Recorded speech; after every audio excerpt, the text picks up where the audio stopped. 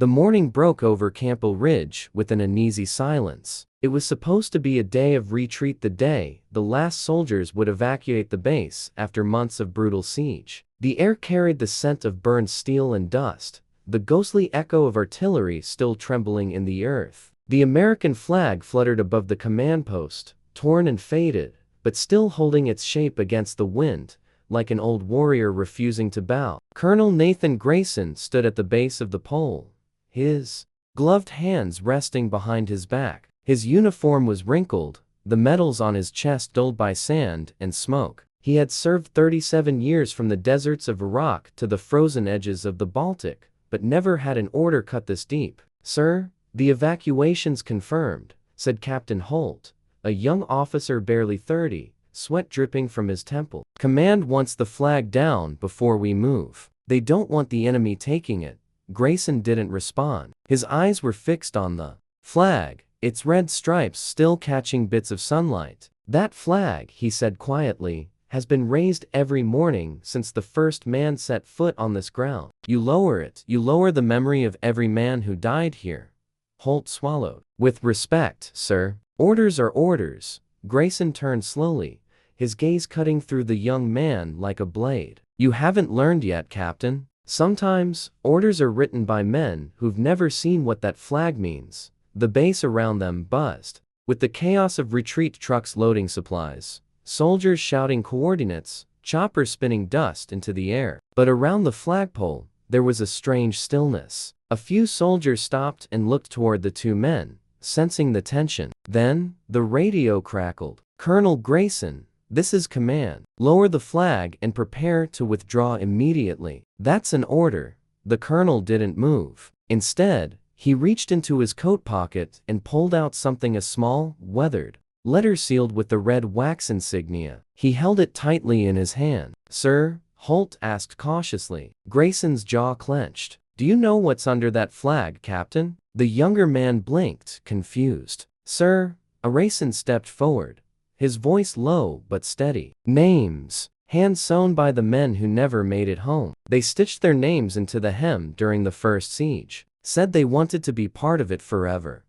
Holt stared at him, speechless. "You want me to lower it?" Grayson said, his voice trembling for the first time. "You tell me which name I should fold first." A moment of silence stretched between them, broken only by the distant thunder of artillery. Then Holt whispered, "Sir, the general himself will be here in 10 minutes. Grayson nodded slowly. "Good. Maybe he can tell them." The colonel turned toward the flag again. The wind caught the edges and lifted it high, as if the soul stitched into it refused to let go. "And for the first time in his career, Colonel." Nathan Grayson disobeyed a direct order.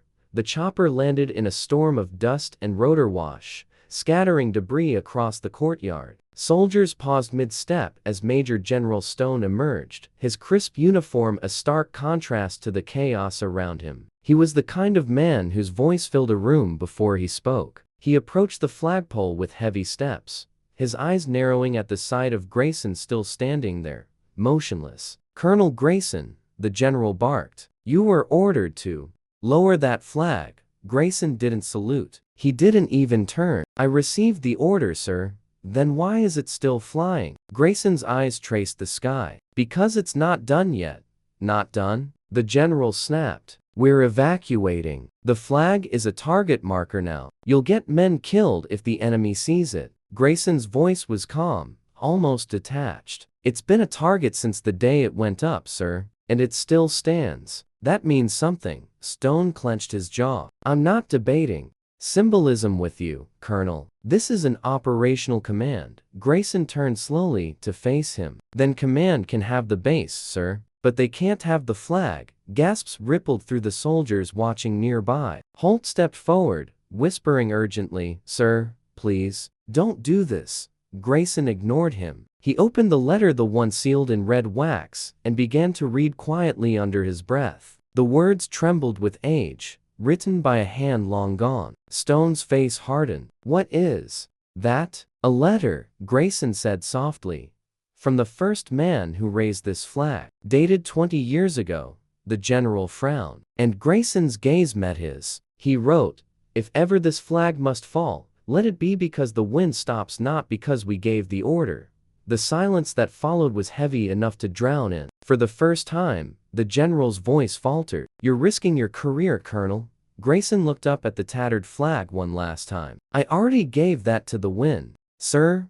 The first shell hit before the argument was over. A deafening explosion tore through the eastern perimeter, shaking the ground beneath their boots. Shouts filled the air, "Incoming! Take cover!" And suddenly, the courtyard became chaos incarnate. General Stone ducked behind a sandbag wall as dust rained down from a nearby bunker. Holt dove beside him, gripping his rifle. But Colonel Grayson didn't move. He stood at the base of the flagpole, the letter still in his hand, the wind whipping through his gray hair. The flag above him flared violently, illuminated by flashes of artillery fire. "Colonel, get down!" Holt shouted, but Grayson's eyes never left the sky. He slowly folded the letter and slipped it into his breast pocket. Then he took off his cap, pressing it to his heart. Through the chaos, the general could barely make out his voice, calm, steady, cutting through the noise like a hymn. "Hold your fire line steady. No one leaves this flag." A nearby soldier yelled, "Sir, the radio's dead. We've lost contact with command." Grayson's voice rose, sharper now. "Then we are command."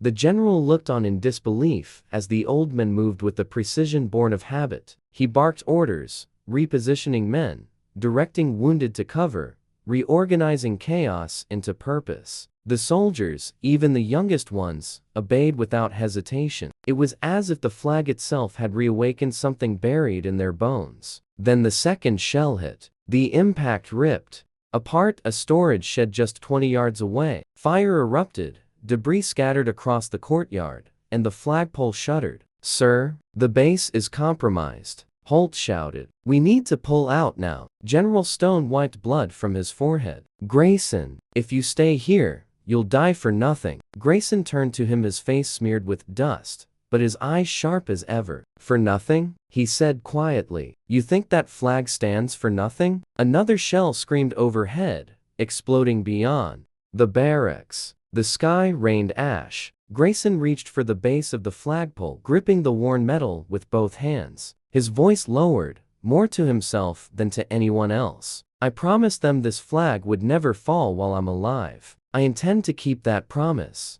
The general hesitated, torn between command and conscience. For years, he'd followed orders without question. But watching the colonel now, an old man standing and shaken amid fire and ruin, something in him cracked. "Colonel," he said softly, "there's no shame in retreat." Grayson smiled faintly. "There's no honor in it either." Then, a gust of wind tore through the courtyard. For a moment, the tattered flag unfurled completely, and beneath its lower hem, where the fabric had once been stitched, the sunlight revealed faint outlines of names. Dozens of them, hand-stitched in fading black thread. Holt froze. "Sir, are those?" Grayson nodded. "The men we lost. The ones who built this base. They said if the flag ever fell, their stories would be buried too." The general stepped closer, staring at the fabric as though seeing it for the first time. "I didn't know." "No one did," Grayson said. "They weren't the kind to brag about sacrifice."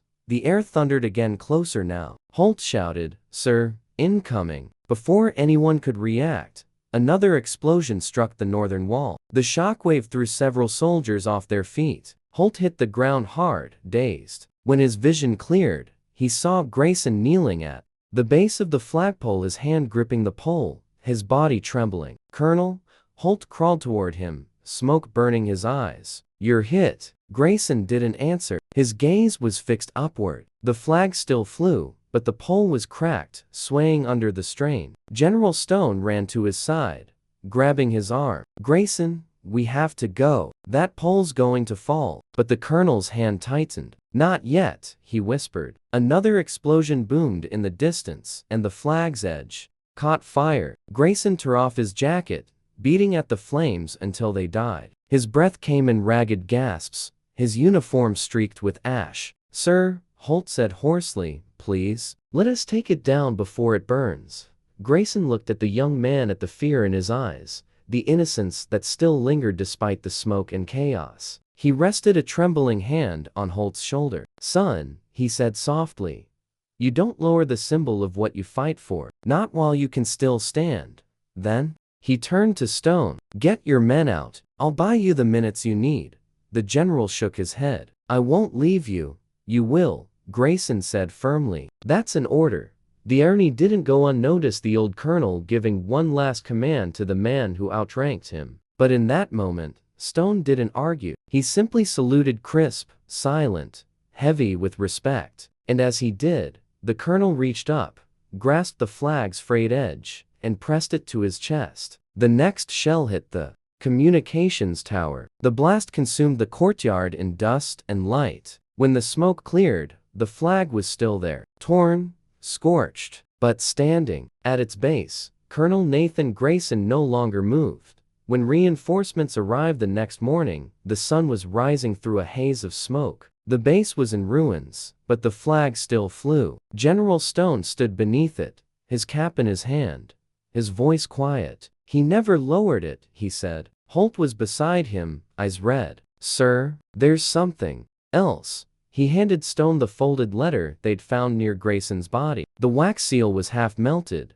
but the ink inside was intact. Stone opened it carefully. The handwriting was rough but deliberate. To whoever finds this, if you are reading this, it means the flag still stands. That means I did my job. Tell them it was never about orders, medals, or pride. It was about keeping a promise to those who can no longer stand beside me. Their names are on the flag not for remembrance, but for presence. Because as long as it waves, they are still here. Stone folded the letter slowly, his hand trembling. Behind him, Holt whispered, Sir, what should we do with the flag? The general looked up. The morning wind tugged gently at the fabric, revealing those names once more faded, but eternal. Let it fly, Stone said quietly. Just like he wanted, he stepped back and saluted. Every soldier in the courtyard followed, one by one, until silence filled the air again, a silence not of defeat, but of reverence. And above them all, the flag rippled against the rising sun. The same flag they'd once been ordered to lower, now burning with a light no fire could extinguish.